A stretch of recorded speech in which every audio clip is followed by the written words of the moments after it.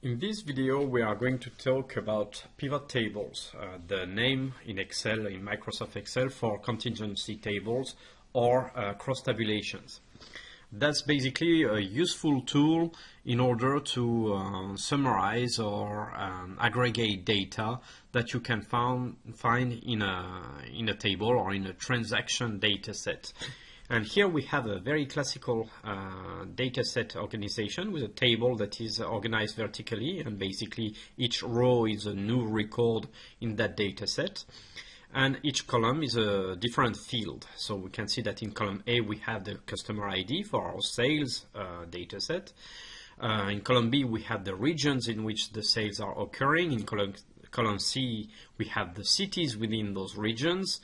In column D, we have the category of product that is being sold. In column E, the amount for which the product has been sold. And in column F, the date at which the product was sold.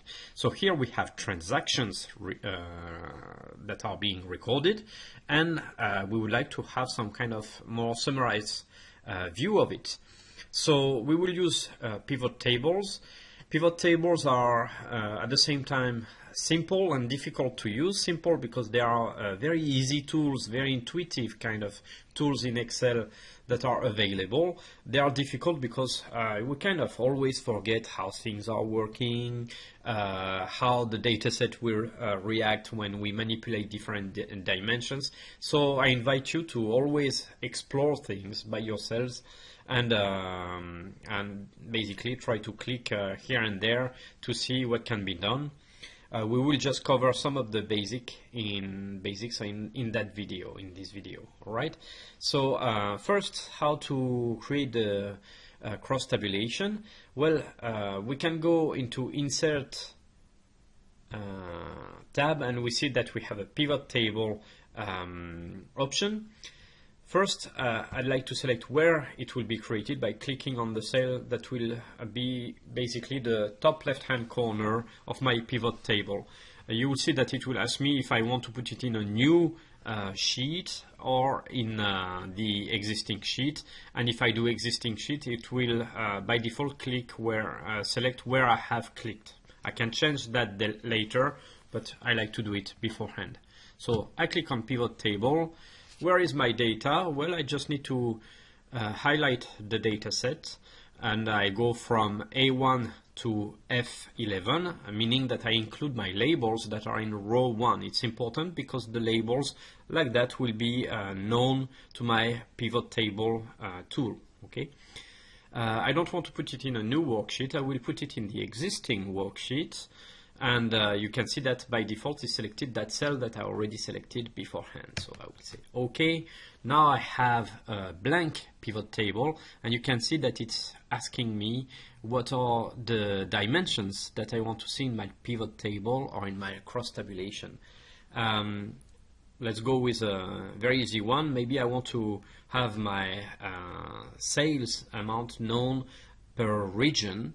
Okay, and per category of product. So I'd like to have my regions in my rows and the products in my columns. Before I put products in columns, I can put amount of money, and you can see that I have the amounts per region here in my table. Though I don't have the detail per product, so I can drag and drop product in the columns, and here we go. I have my columns with book and DVD, my two categories of products that are being selected here. All right, so here we go. I have a cross tabulation that is very easily implemented in Excel. That's way easier than to go and look and basically write down my labels by hand and then counting things by hand or summarizing or summing things by hand and then putting them in the cell, and lacking the ability to update that dynamically. Here everything is automated. Then what else? You can see that those amounts that are in dollars in my data set are displayed as just basic numbers here. So maybe what I can do is right click on it and say value fields and change the number format to accounting. That should do the trick, and I will have dollar amounts. Here we go. And that's it. We have our pivot table. That's what we wanted. We have the information we wanted here. We could go and select other values. You don't have it on the screen right now. I can do that. Here we have summed the amount of money. We can set that to count, for example. Or you've seen, and here in that case I will need to modify so that it's not in dollars anymore, but just as plain numbers. I could also select what's the maximum value, the minimum value. Several possibilities are offered. I will go back to sum. That was the most interesting thing for me. All right. That probably is kind of a report that I could give to my boss or whatever. All right.